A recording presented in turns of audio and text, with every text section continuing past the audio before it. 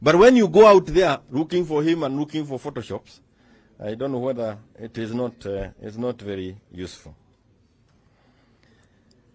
Mimi nataka kumalizia, because I wanted to say this. One of the reasons that somebody is saying tumeenda is because when we were at Stone Athi, Your Excellency, and you are leading the resolutions of the Stone Athi on who is going to be a leader where, one of them is saying, wewe SG hauku to represent.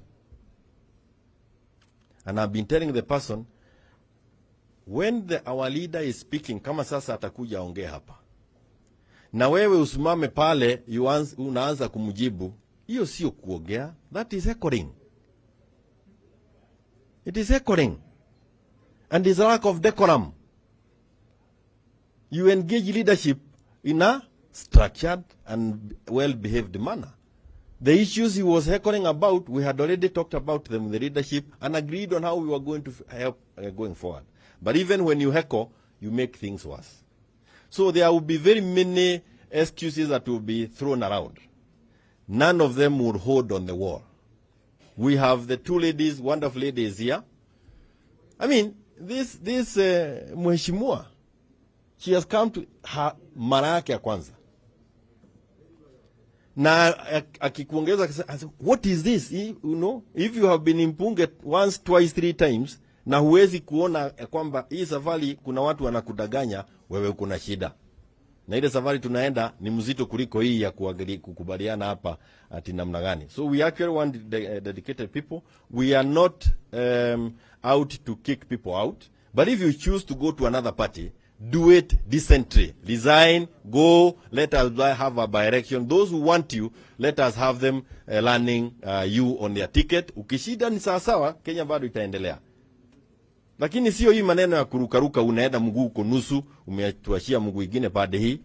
Ama ile watu wanasema pole, we are together, we may not be together physically, but we are together in spirit. Hatutaki hiyo roho ya kuachiwa, hapana, hata hiyo spirit beba. Kwa sababu kituagia hiyo spirit inakuja kusubua sisi, and it keeps us not going on. So I want to confirm here that we are here because we are here, and it's because we are part of this. And the journey that is ahead of us, we will move with it.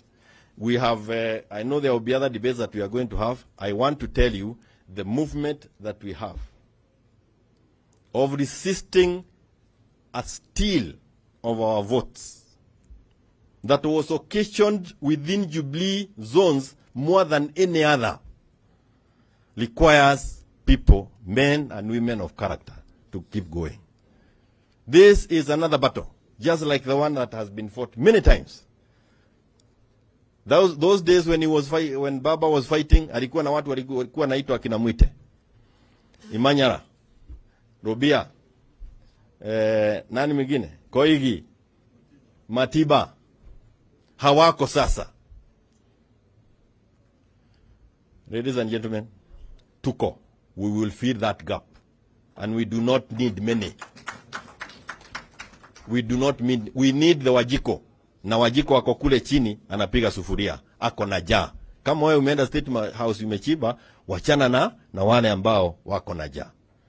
We have not kicked anybody, we are still open. Lakini kama kuna mengine hatuwezi wacha, lakini tunaendelea. Asanteni sana and God bless you. Let me take this opportunity to welcome His Excellency Kalonzo Musyoka, the party leader, the party that has remained very steady. Haijayubayuba. They have resisted all the temptations. Thank you so much. Thank you. Thank you so much, Ndugu Jeremiah. Ndugu Raila Amolo Odinga, former Prime Minister and the coalition leader. Majority leaders who have been made to look like minority, Mheshimiwa Wandai, Mheshimiwa Mbui, and the teams in Parliament, minority in the Senate, Senator Stuart Mazayo, and Senator Ambua, and all the elected members of Parliament. I just want to take this opportunity to thank our presenter, Adams Olo. I think he deserves a clap, a very big clap. Because he spoke to us at a time when the world is in a spin, and where the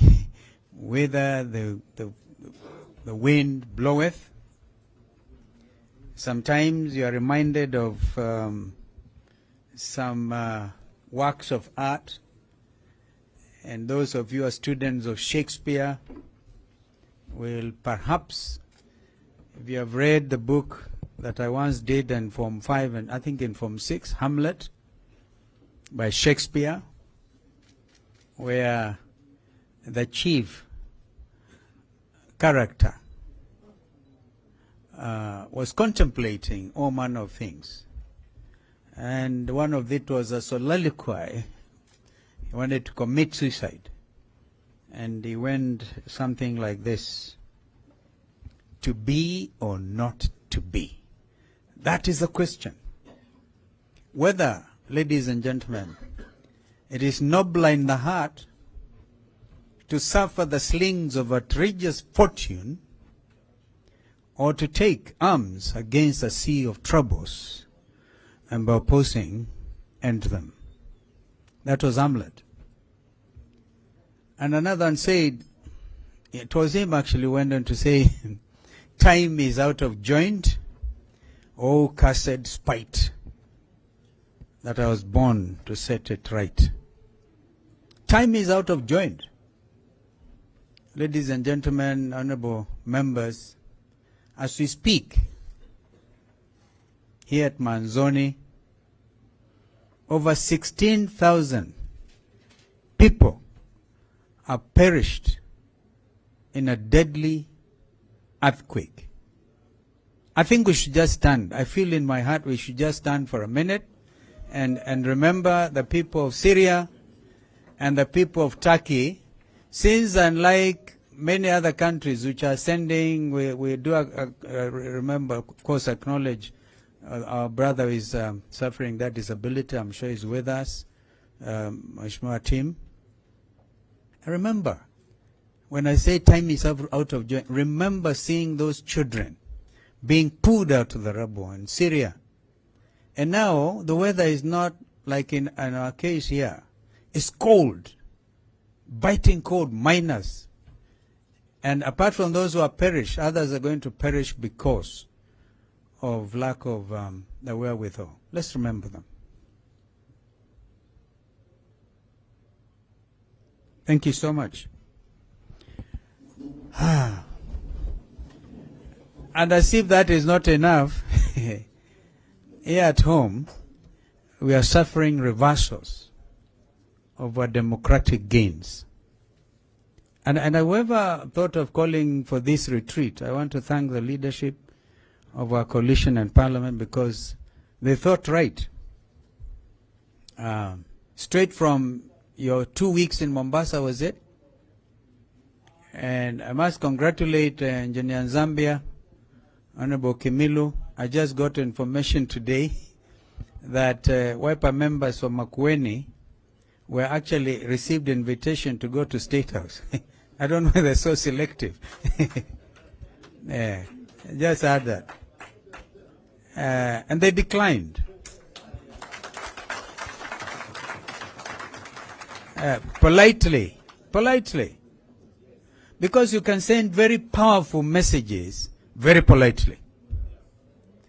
Because if we are going to make sense of democratic gains, you do not go, as Adams Olo has put it, cannibalizing political organizations and inviting members without reference to their leadership.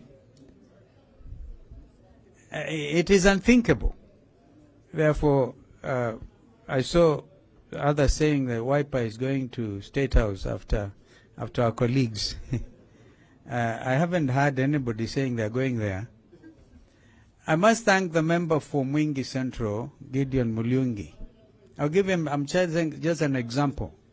He was with us in Kamukunji, in Kibra, and actually went a step further, declared himself a general from his side of the world, But he was invited by Moses Kuria to State House in Mombasa when the president was doing, and I use the word president advisedly, was opening some factory.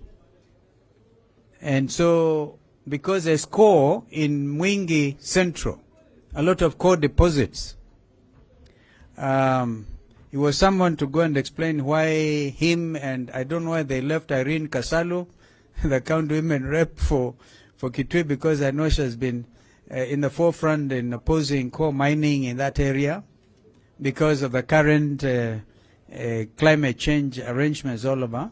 But Gideon went there, but he did the decent thing. He said, I've been summoned to State House. He called his party leader. He called his party leader. And I think that's the way to do it because of the urgency of the matter, and his committee was in Parliament. He just had the decency to call me, and I straight away said, please go. Because as Jeremiah said, if there are issues to do with your own constituency, you should feel free to do something. But then there's, take that against the negative, the opposite situation of a conspiracy to defraud democracy. A conspiracy to defraud democracy. Last night I was watching CNN, and a gentleman who is German has written a book, Ndugu, which I think we should look for and read. And Adams, please, I want to challenge you to look at that book and make a critique of it. The title of the book is Democratic Capitalism by one Wolf. And this morning, listening to BBC and the Director General of the World Health Organization, she was a Nigerian lady, very capable, and been asked, what do you say to the fact that globalization has died? And she said, allow me to differ with you. It hasn't. Of course, we are seeing it, like in the case of Europe, nationalism, European nationalism, and in the case of Donald Trump's America that time, America first, and but NAFTA arrangements, which is Mexico, America, and I think Brazil, or is it Brazil, the NAFTA arrangements out there, Mexico, America, Canada, thank you, is still in place. And we have in our region, of course, the building blocks towards African unity, the Abuja Declaration, if you remember, if some of you have looked at that. And therefore, the fact that we are strengthening regional integration as within East African community, that's why we're seeing the East African national anthem. I don't think we are cannibalizing our approach to regional unity. But Brexit, perhaps, was to blame for that kind of impression. And somebody last night was saying, Europeans, and actually quick to say, when President Zelensky makes a surprise visit to visit Prince Charles and the House of Commons and addresses them and asking, in fact, you are reminded of what Churchill once said during the Second World War, when he went to the US and said, give us the tools and we'll finish the job. I'm saying this as a background to what I'm just about to say. That as a nation, welcome sana ndugu Eugene Wamalo. Tumpigie makofi. And DAP and I think Kanu are really represented. When I heard them saying Kanu is going to State House, I started laughing. So, fellow Kenyans, because you are leaders, if you are not careful, you're going to follow. You're going to find your own constituents ahead of you.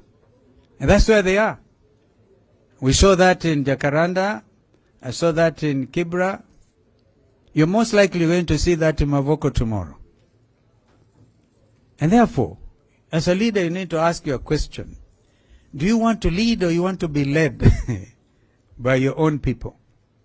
Something is grossly wrong with our country. But I draw a lot of satisfaction out of the fact that Constitution 2010 is in place. And so, if it was not that for Constitution, some of us would be in detention, for sure. Therefore, Adams, those of our fellow countrymen who struggled for democracy in this country remain our heroes today. Because of them, we have now established a tradition where even if you are president, Ndugu Raila, if you are the president today, you will require William Ruto as leader of your opposition. I saw last night during the address of the State of the Nation by President Joe Biden, perhaps the biggest democracy in our Constitution, 2010, is fashioned in a very straight way, very strong way along the American Constitution. He had to go there and plead with the Speaker, who is Republican, after Nancy Pelosi left. You know, the Republicans have gotten the leadership of the Congress. Now, William Ruto and his people did not have to cannibalize our majority. He could still have come and say, let's have a bipartisan approach. Joe Biden was there. This is a country we are in now. You cannot cannibalize democracy in this country. It will not happen. Not under Constitution 2010.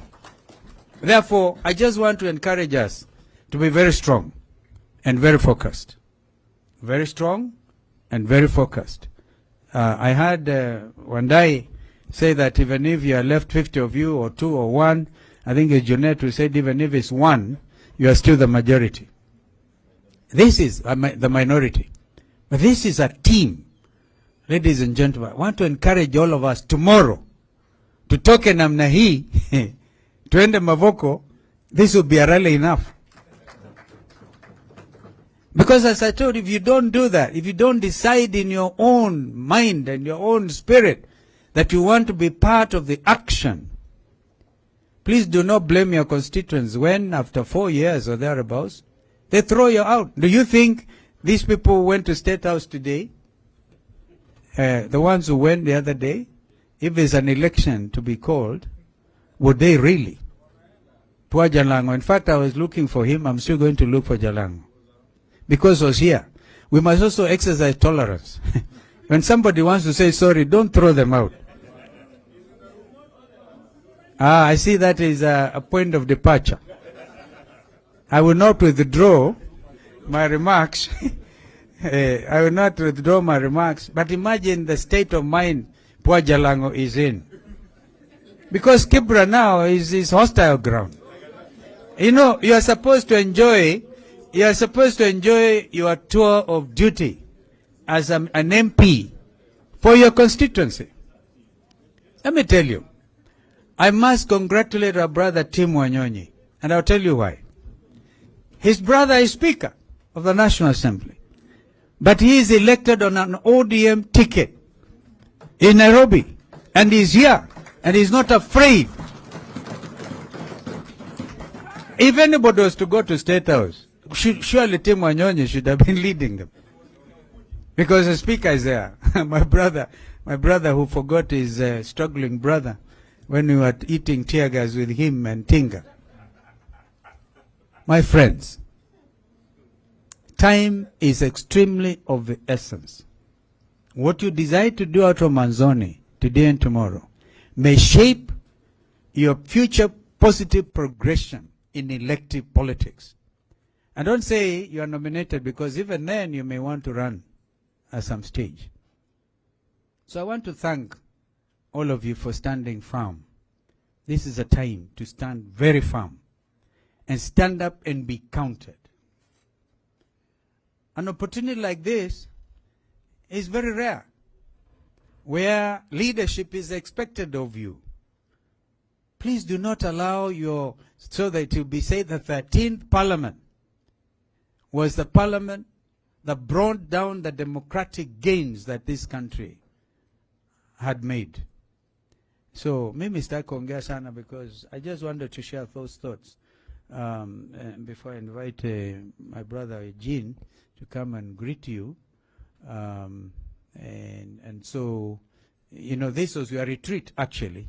So I thank you for inviting me. I thank you so much. You know, you didn't have to invite me because it's your retreat. Eh?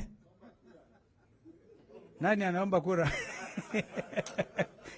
Kwani hii kura ni ya leo? I'm here to accompany Baba. Wacha hiyo mambo ingine. Si ndio? Before we do that, we have some work to do. And that is to salvage our democracy. You're going to look at those figures. By the way, with all the noise that KK are capable of doing, do you remember I said they are Kenya Kwisha? With all the noise they're capable of making, none of them has contravened the findings of the whistleblower. Because they're absolutely truthful. I like it, Adams, I like your sense of optimism when you think, when you said even the compromised judiciary will take judicial notice of the development, the political developments in this country. So, be there, be a champion. Be a champion. Let us really make sure this country is safe for the present generation and the generations to come. If we falter and go and eat ugali or whatever it is, we will be counted on the wrong side of history. Some of us have decided to stand for what is in the best national interest of our country. And this time, we are called upon to stand firm and be a true buffalo soldier. Because if you are not, the alternative is you go home. Yeah, if you want to go home, mapema, start now.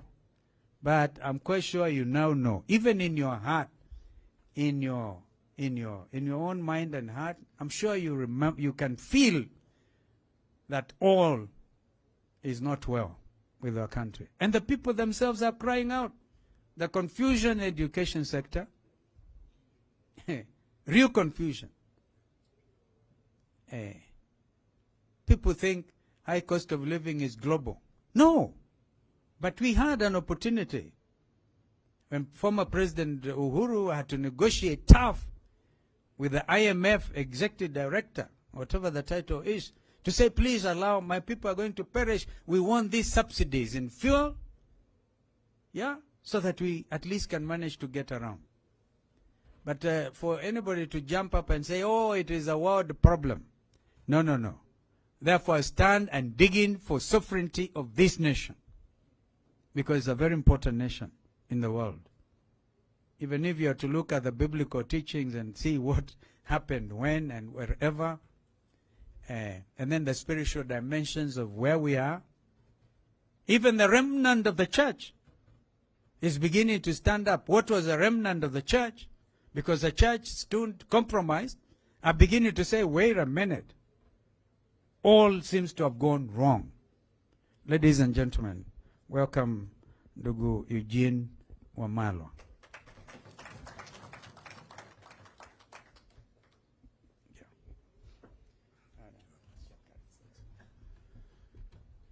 Thank you very much, Honorable Stephen Kalonzo Musyoka, the Honorable Raila Odinga, my brother Kioni, Honorable members of our National Assembly and the Senate. Good afternoon. The danger of coming late is that you might either be irrelevant or you might be repeating what has already been said. So I don't want to say much, and just to give my apologies for arriving late. We had a very tragic accident just a few hours ago, in the last 24 hours. And our executive director of the Democratic Action Party of Kenya, one Colonel Benjamin Mwema, passed away. And we had just been with him. He was with us in the Azimio rallies. And he was driving home. And on Thika Road, there was an accident. So they were just doing the postmortem. The burial is tomorrow. That is why I was late. I should have been here much earlier. Actually, the gentleman comes from Machakos County. Many of you know him. So that is why we were delayed. And I just wanted to say one or two things.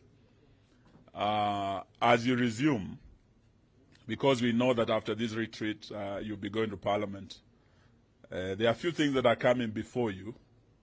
For me, there is one that is a matter of great concern, and I really wanted you to look at it. It concerns devolution. It concerns our counties. And I think there will be a petition for additional counties. That petition is targeting certain counties, and I believe the Honorable William Ruto is fully behind that petition. It's targeting to divide the county of Trans Nzoia, the county of Bungoma, to create Mount Elgon County. It's also targeting Busia County to create Teso County. It's also targeting Migori County to create a new Kuria County. They are all within their rights to bring these petitions. But the real issue that is on the ground now, coming from this part of Kenya, where the 3 counties are likely to be created, you can feel already this driving a wedge between communities. And those who were in support of this constitution, the 2010, I can tell you for sure that those in State House were not part of that progressive movement that fought for devolution, that brought about this constitutional devolution. There are those who oppose that are there, and they do not have the interest of devolution at heart. They do not, or they are not doing this to advance the objects of devolution under Article 174. They are doing it for political expediency. When you look at the 47 counties and the results, our candidate Raila Odinga won the majority counties, over 24 counties, went blue. William Ruto won, I think, were they 21 or so? But he's trying to see how to create additional counties for 2027 purposes. And the 3, I'm sure he is, of course, persuading the minority communities that he will protect them. And if we make that mistake, we would have opened the Pandora's box when we create ethnic-based counties. Where will you stop? Because beyond those communities, there will be now a demand by clans, there will be a demand by many of the marginalized. It cannot be good for our national cohesion. Please apply your minds to that. And if he's saying already they are unable to actually pay the 47 counties that are here, they have been unable. From October, counties have not received their money. Gachagua is saying they have no money to give the 47 counties. Ati hata wakimchapa matako yake hakuna pesa itatoka.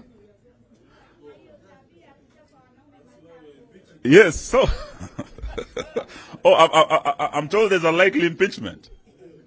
Sasa, I just wanted to leave that with you so that you see how to drive that agenda to defend devolution, so that if there's anything, we should be looking at additional resources going to those counties, so that we build democracy from the grassroots, and we turn our counties into engines of socioeconomic transformation of our country.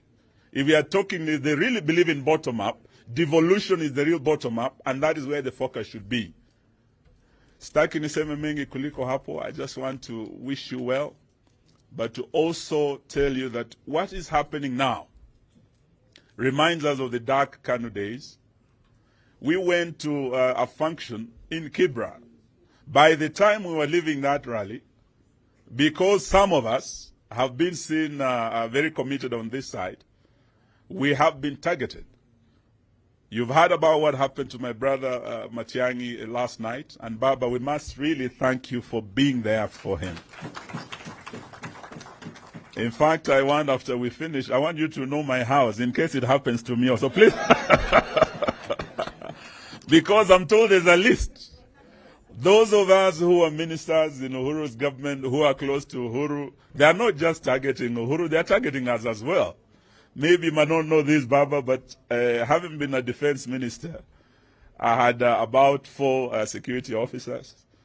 3 were withdrawn. But the day I was seen in Kibra, the next day, the only remaining police officer assigned to me was also withdrawn. As we speak, there is the attempt to intimidate. You are the voices of the people. If you don't speak out, the dark days are upon us. In fact, what we are seeing is like those of you who are students of European history are like the days of the reign of terror by the Jacobins. So what we have in Kenya today, if you don't come out to fight this illegitimate regime, the reign of terror by the Kenya Kwanza Jacobins is upon us. Please, fight for the people. Asanteni na Mungu awabariki. May I now have the pleasure of inviting the People's President, Jacomo mwenyewe aongee na sisi.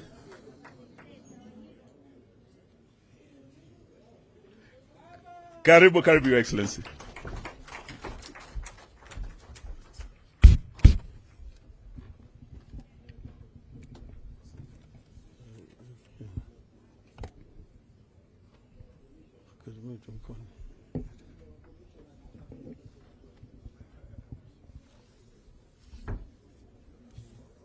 Thank you.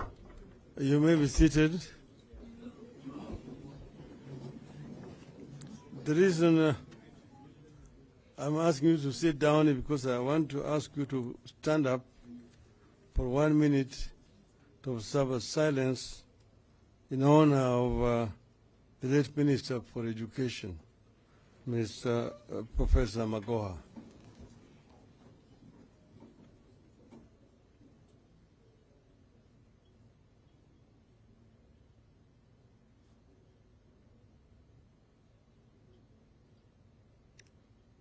Thank you. Thank you.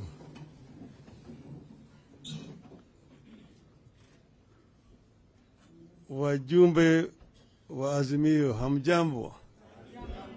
Hamjambo tena? Azimio?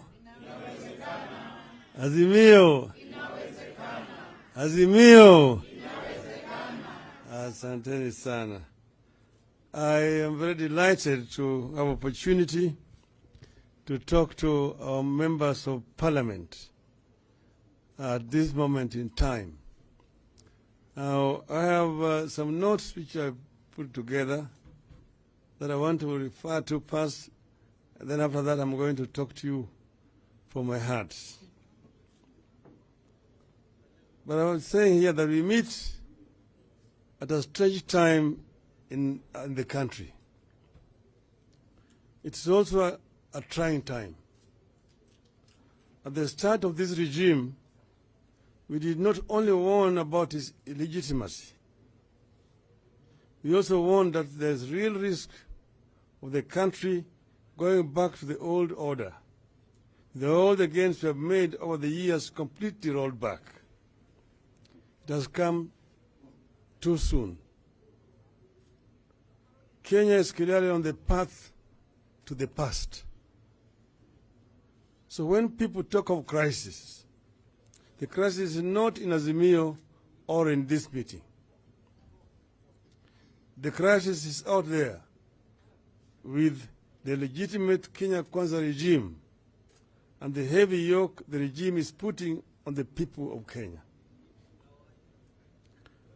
We are therefore to consolidate our resolve to fight for the people of Kenya.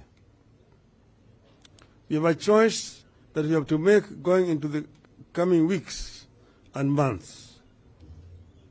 On the one hand, we are told elections are over and we should accept the outcome and move on. On the other hand, some of us believe the elections may be over, but there remain serious wrongs to be made right if future elections have to have any meaning and purpose. We choose to fight, and I want to believe that in you here, I see warriors ready for the battle ahead.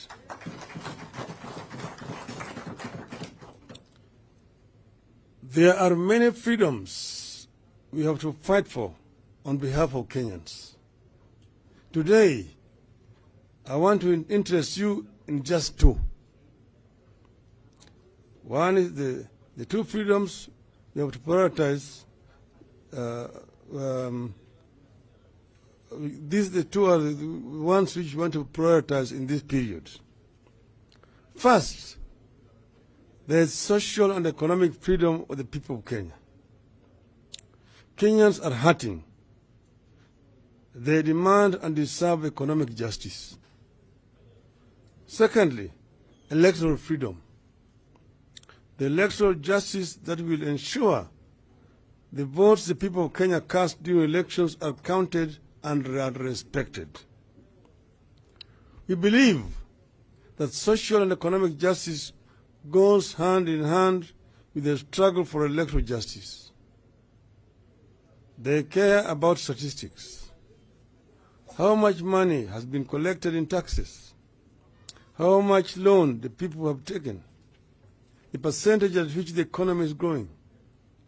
Illegitimate regimes don't realize that behind those statistics, there are real human beings bearing a yoke they do not deserve and cannot survive. That is where we are today with Kenya Kwanza. It is about statistics, not the people. Kenyans deserve a government that understands that the people are hungry and angry, that people need jobs, that people need wage increases to be able to live with dignity, that people need better prospects for the future. Kenyans want and deserve to live well and eat well. They want good and well-paying jobs, and they want their salaries to be constantly adjusted above the inflation. I know no nation in history that has ever put up with such a huge tax burden as Kenyans are bearing today and survived. Kenyans now work for taxes. Tax now comprises close to half of the prices of goods our people buy. And I give an example. Today, if you pay 100 shillings for water, 70 shillings of that money is tax. Kenyans need justice on taxation front, and we're the only people to take up this battle. We must force an end to taxation policies that place heavier tax burden on the middle class and the extreme poor, while those to the administration easily avoid taxes and are reimbursed their proceeds through proceeds of crime. We must lead Kenyans to demand social and economic justice predicated on access to jobs, a fair minimum wage, a free education for all our children, in addition to abolition of punitive taxes. The country is crying for social programs that can lift the people from poverty. We cannot accept as normal that millions of our people have nothing to eat and that their poverty is being weaponized and politicized to give legitimacy to a rudderless and illegitimate regime. The time has come for the full implementation of social and economic aspect of the Bill of Rights in our Constitution, and we must lead that push. Kenyans deserve some guaranteed minimum income during these tough times. The social protection programs, which guarantee a basic monthly income, must be reinstated and expanded.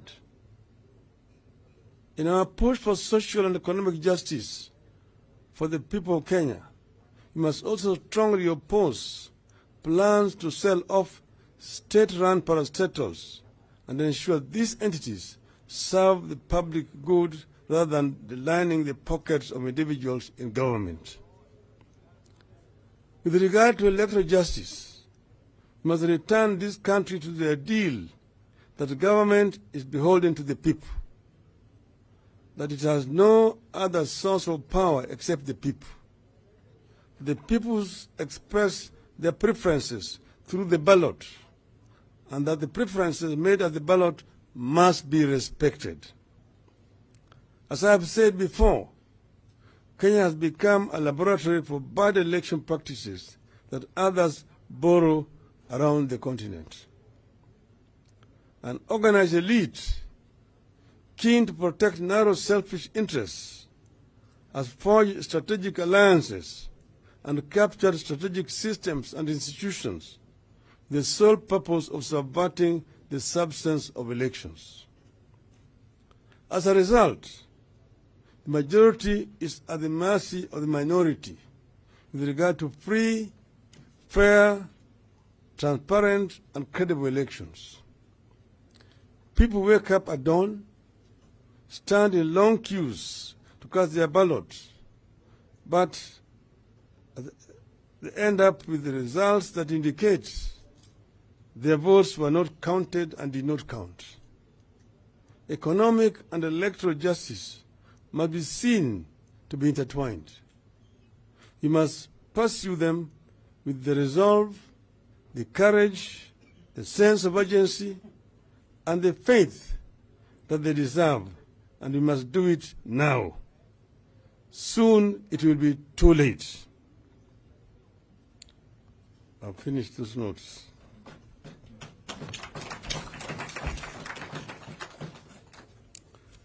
Then now, I want to now add a few points. First of all, what Professor Adams-Oloo mentioned to you people, and also what my other three brothers here have talked about. One, I want to begin to tell you here that nobody has asked for, and there will be no handshake. They've kept on talking wherever they go, oh, these people are doing this because they want to be called for handshake and so on. You have not asked anybody for handshake, and we don't want any handshake. What we are talking about is we are doing this in the interest of this country.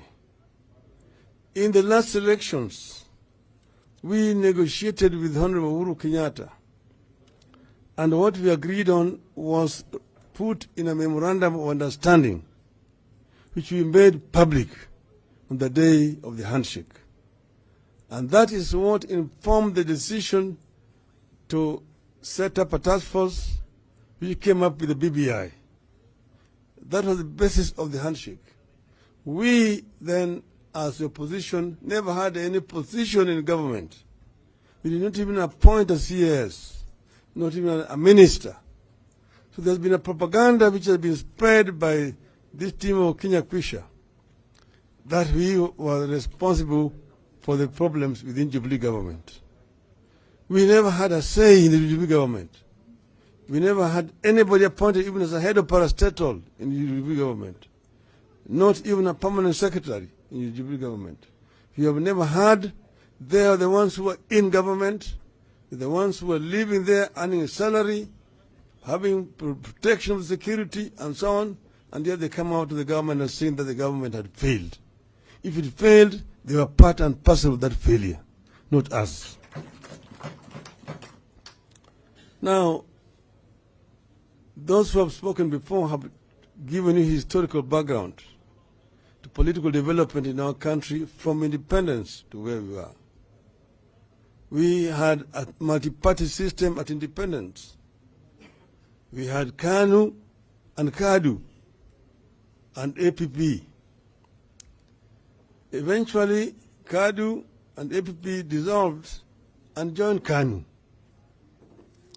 They all joined KANU without having to go for any by-elections. They just walked across the aisle from one side to the other side. But later on, when there was now internal contradictions within KANU, then they came up with a constitutional amendment that required that if you left the party that sponsored you into parliament and you resign from that party, then you have to go back for a by-election, a re-election, to seek the mandate. That existed at the period when they had the KPU. Then, after KPU was banned, we had now a de facto one-party state, de facto, from 1969 to 1982, when they came up with another amendment that made the country now a de jure single party. Now you either are a member of just KANU, that's the only when you can be elected. And if you were suspended or expelled from the party, you automatically lost your parliamentary seat. And by-election was held in your constituency. That went on until we put pressure for repeal of Section 2A and allowing for formation of other political parties, which we achieved in 1991. After that, we had the first multi-party elections in 1992. And then we went into parliament. We had KANU, Ford Kenya, Ford Asili, and the DP. We had also Kenya Social Congress of the late George Anyona. After the swearing in, the swearing in and the election of the Speaker, before Parliament was officially inaugurated by the President, some members defected. One from Port Kenya, one from the DP. And this now occasioned a by-election. They were defecting to the ruling party, to KANU. But the requirement is that if you defect from the party that sponsored you in the parliament, you have to go for a by-election. And we have by-elections in Migori and in Bonchari. Later on we had by-elections in Lugari, when Apili Wawire, the MP, then defected. There was also a by-election in Hamisi, when the Member of Parliament, the late Mr. Haniri, defected. Later on we had by-elections in Ikolomani, in Lurambi, in Shinyalu, when members there defected. We had also by-elections in Diwa and Nyatiki constituency. Each time a member of parliament left the party that sponsored them to parliament, they had to resign and go and seek fresh mandate. That was the rule. I myself resigned from the party that had sponsored me into elections, Ford Kenya, when we disagreed irreparably with the leadership. I resigned and went and sought a fresh mandate from the people of Langat, and I was re-elected.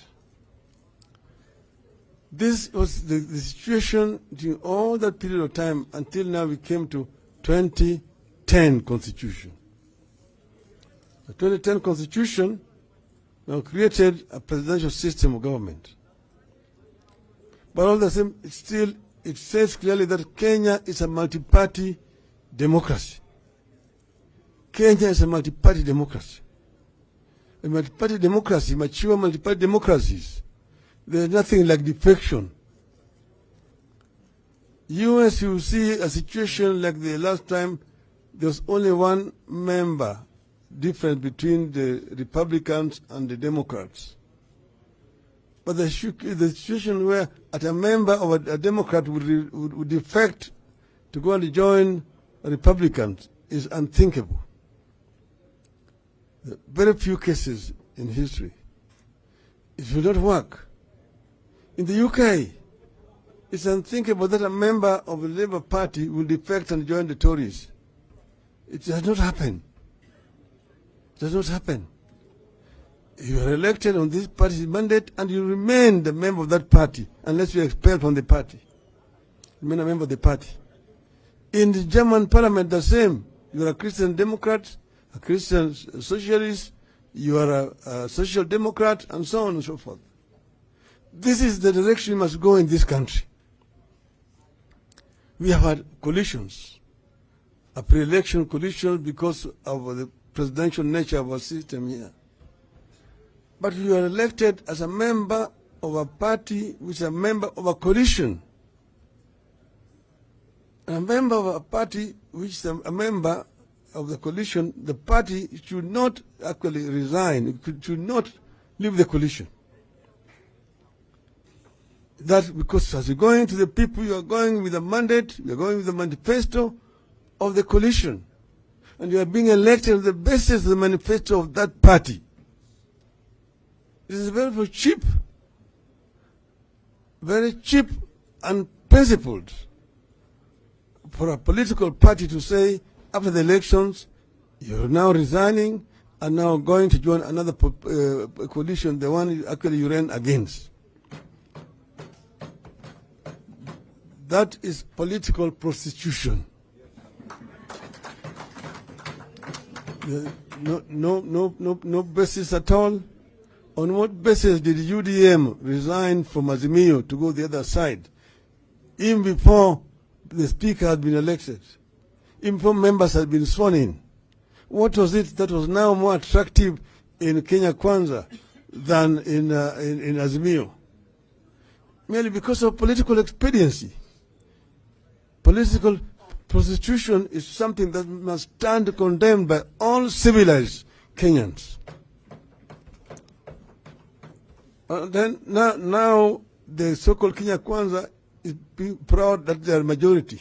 It's an artificial majority because the people they have here have not gone to ask the people who elected them whether they want to go to Kenya Kwanza. They are going there, they're going and voting with the people against whom their own elected voted. They were elected against those people. So now Mr. Ruto is enjoying an artificial majority which does not deserve.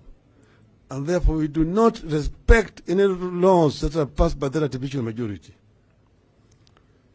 Now you come to voting in parliament. You see what Kenya Kwanza is trying to do is to abuse the so-called artificial majority to change the of the country, very fundamental laws. You have a situation where you find that the I don't want to call him president, the head of the executive, is writing to the speaker for the speaker to initiate a legislation that will end up with creating a position of a leader of official opposition. Now, ordinarily, first, the president cannot initiate a constitutional amendment. That was even the ruling of the Supreme Court. Secondly, the speaker does not originate legislation. The speaker sits there and waits for laws to be brought, the bills to be brought to him. Usually, if the government wants any legislation, first, it must be a cabinet memorandum. That matter is discussed in the cabinet. The cabinet then approves it. It goes to the Attorney General, who then now complete the bill.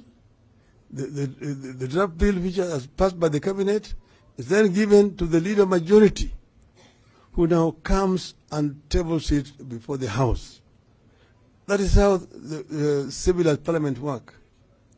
So this law, which is supposed to be initiated by the president through the speaker, is null ab initio, null and void, and should not be accepted by parliament. And our advice is that our members of parliament should not accept to deliberate the legislation. The other one is saying that these members who have defected from Azimio coalition need to resign their positions and go. Then secondly, you see a new dangerous phenomenon developing, that members of parliament are approaching the executive supposedly for development in their constituencies.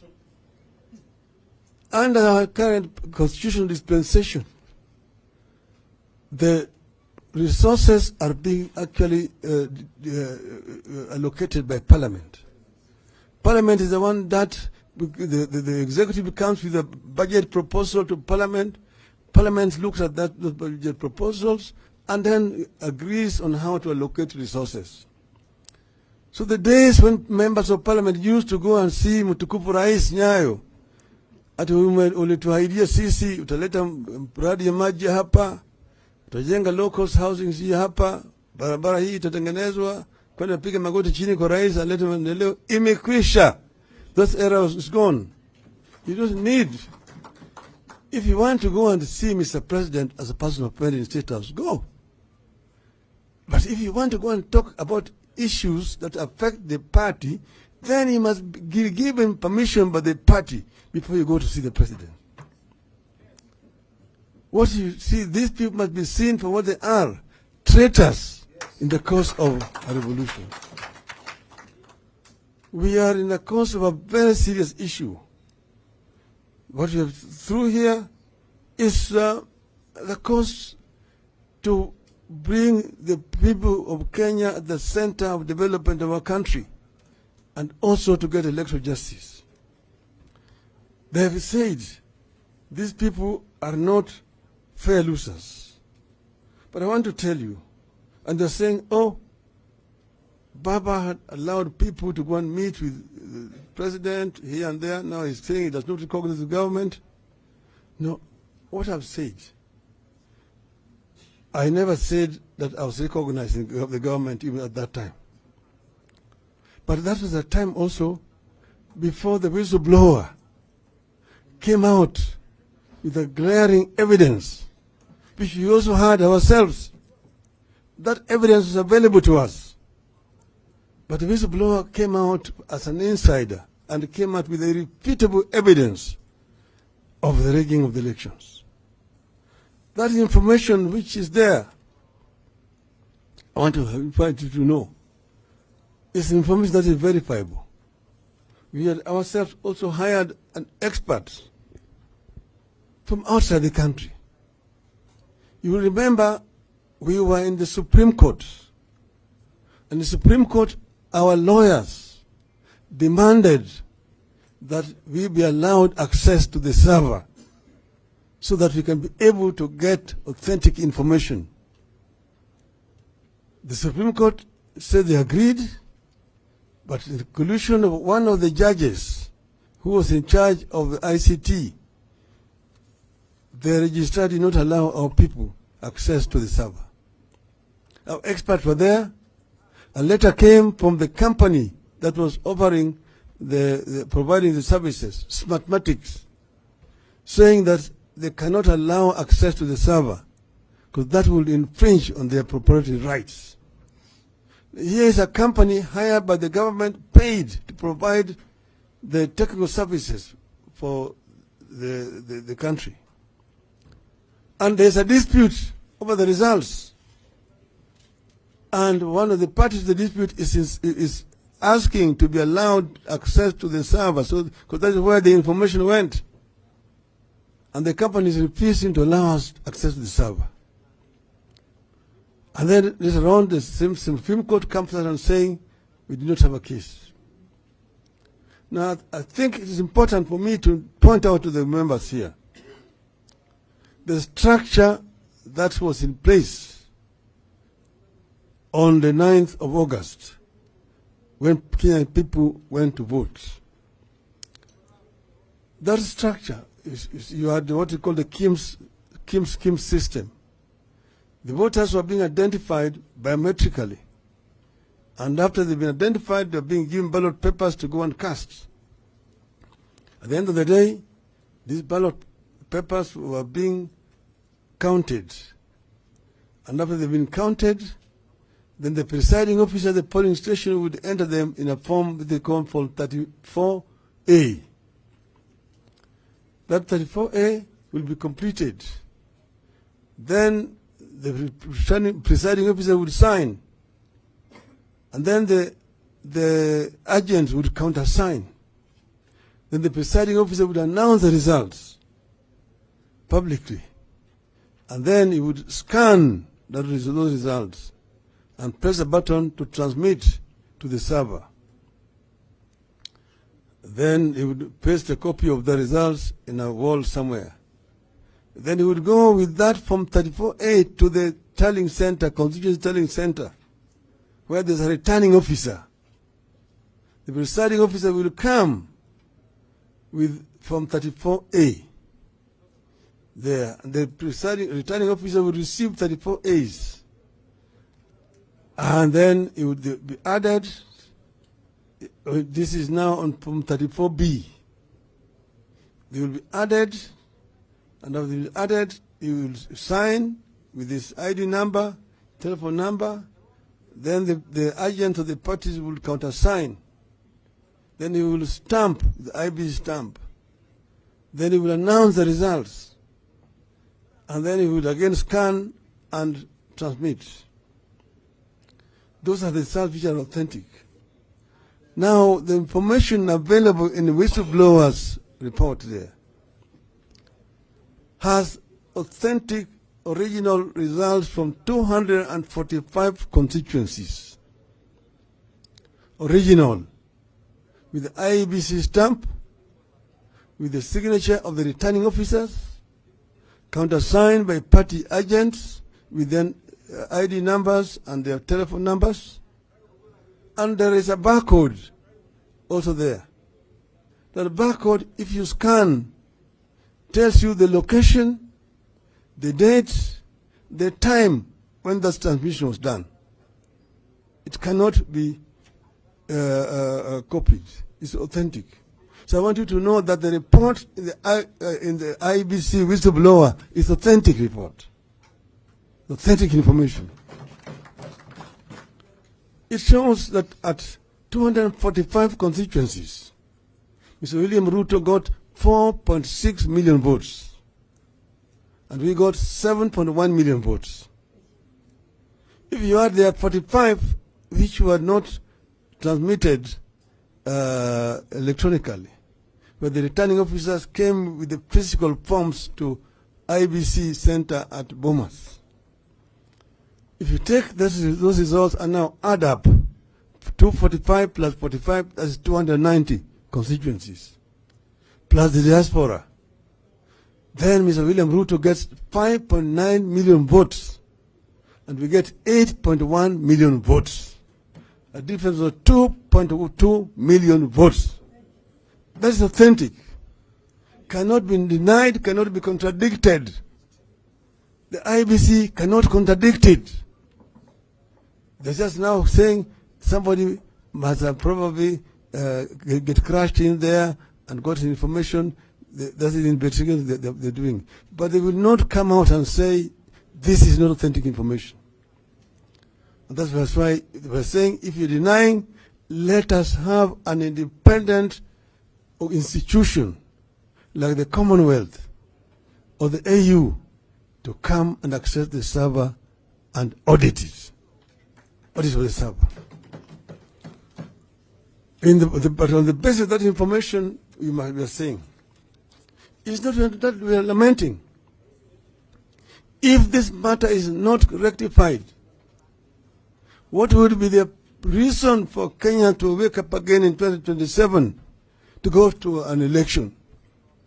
If at the end of it, one madman called Wafula Chebukati, or who has been paid, comes out and says, I'm the returning officer, I'm the one who has been gazetted, I'm therefore the one with the results. Because what happened on that day? Wafula Chebukati left Bomas of Kenya at 5 a.m. claiming that he was tired, he was going to rest. By that time, there were still 29 constituencies left which had not been tallied. He did not come back. By the time he came back at 2 o'clock, he called these commissioners and says that he has got the final results. They asked him, where did you get the results? We have been waiting for you here. Oh, my staff have already tabulated. They say, but how can we? We cannot be part of it because we are still waiting to tally the other constituencies. He says, no, I'm the returning officer. Now the returning officer is going with the 2 other commissioners to make an announcement. Now you have a commission of 7 members. That commission could not be 6 members. It cannot be 2 members. It cannot be 4. It cannot be 8. It cannot be 10. It has been an odd number. That's why there were 7. There could be 9. Now, 4 out of 7, majority say no. 3 say yes. And this is upheld by the Supreme Court. Something must be seriously wrong with our nation here today. Because you need to go with the majority opinion. There was a dispute over the results which were announced by Mr. Ofula Chebukati. So we are saying that these matters must be corrected. These matters must be corrected before Kenyans can even think of going for an election. And we are saying that this regime is an illegitimate regime. And that's why I've said, this is the time for politics. You will be told the time for politics is over. Now it's time for development. I believe I'm addressing a team of politicians. If there's a time for politics is over, there's no job for members of parliament.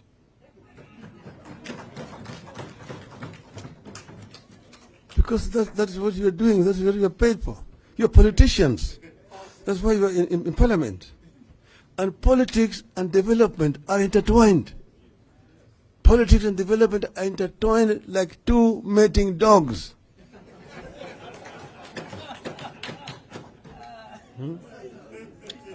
Someshikana.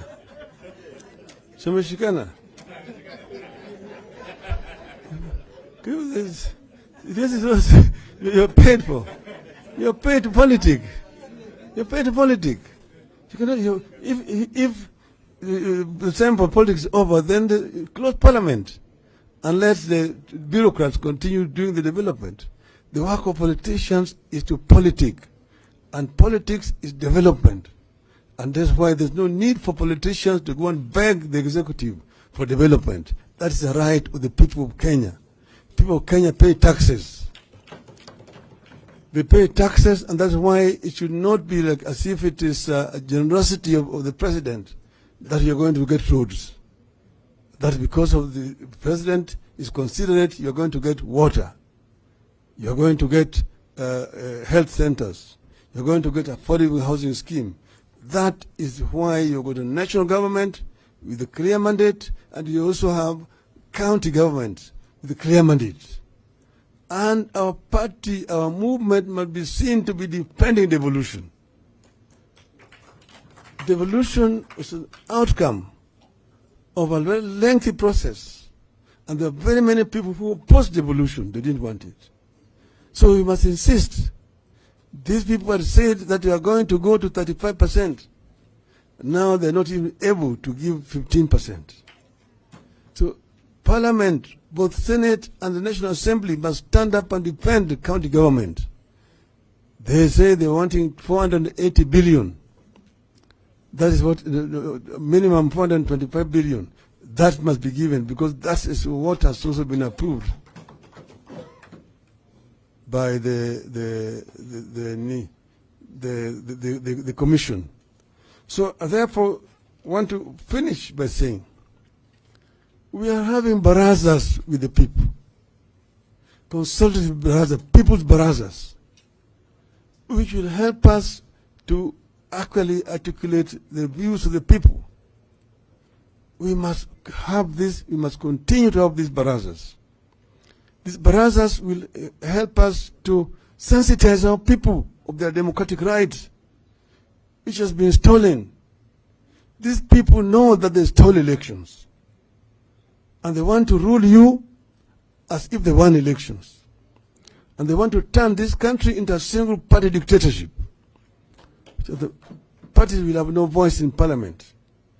And they are trying to use money and so on to woo our people into their side. So let's go to the people. The power to the people. So we are going to have these consultative meetings, and they're not going to last very long. But we must have them. Tomorrow we are going to be in Maboko Declaration. On Sunday, we are going to be in Busia. On Monday, we will be in Kisii. Then, on Friday or Saturday, we are going to be in Narok. That we have already agreed with Olekina there. So these are Azimio Barazas, consultation with the people of Kenya. And I invite all our members who are available to come there and show the face of Azimio.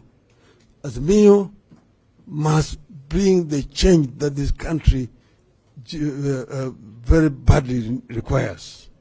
This is the mission. This is the responsibility of our people. And this is what I am actually delivering back to you people. I'm throwing a challenge. Stand up and be counted on this right side of history in our country. Thank you. Azimio. Azimio. Azimio. Azimio.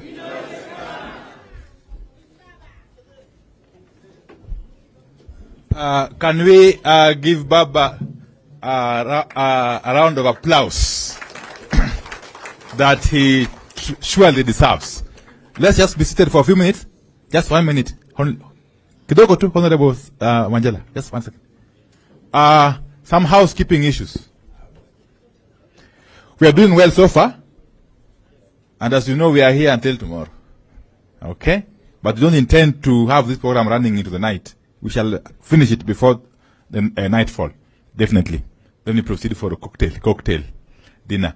Now, let me introduce our next presenters who will be coming in after lunch, because we are breaking for lunch shortly. That is, but of course they'll be introduced in more detail by the session chairs. Professor Gitile Naituli of Multimedia University, he has just arrived. Of course, we had Dr. Haman Manyora in the house. I haven't seen him here. Okay. He'll also be coming in after lunch. So I'll be suggesting, therefore, that the Q&A sessions for the three thematic areas be consolidated. Okay? After the two remaining presentations. And then we merge it with the plenary session. A short plenary session before we wrap up. But we'll be given enough time to air your views. We want this to be as interactive as possible. That when we leave here tomorrow, having come up with our solutions, we can only have them implemented without any obstacle. So without further ado, therefore, if you may allow me, would I be in order if I suggest that we proceed for lunch? But we shall pray first for the lunch. But before we pray for lunch, could we hear what is burning from Honorable Wanjala? What is it?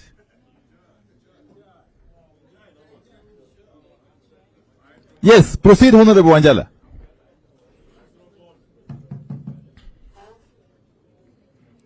Thank you, Mheshimiwa. Your Excellency, the former Prime Minister. You have explained to us, and some of us, we have been in this struggle right from 1992. And we are bleeding in our hearts. And the other day, I saw the prosecutors going back to court and telling the Court of Appeal that actually whatever they had confiscated, 7 billion from the deputy president, they didn't have enough evidence, and there's no evidence. Now that we have gotten this evidence, we have this concrete evidence, is it possible, and Dr. Otienda Amole is here, is a lawyer, and many other lawyers here, that we go back for review in the Supreme Court? We hear what they are also going to tell us. Because this thing, where it is heading, even in the village, people are almost start fighting. Because nobody is ready. Because Kenyans are suffering out there, Your Excellency, because you lost elections, and they are very bitter. Is there a way we can go for review in courts? Thank you very much. We shall pack it for the plenary session. In the meantime, Honorable Tinde will be doing some research.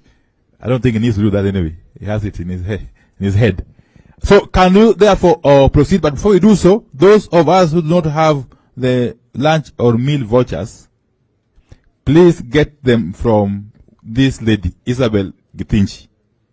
The lady standing in front of you. Okay? Before you can proceed for lunch.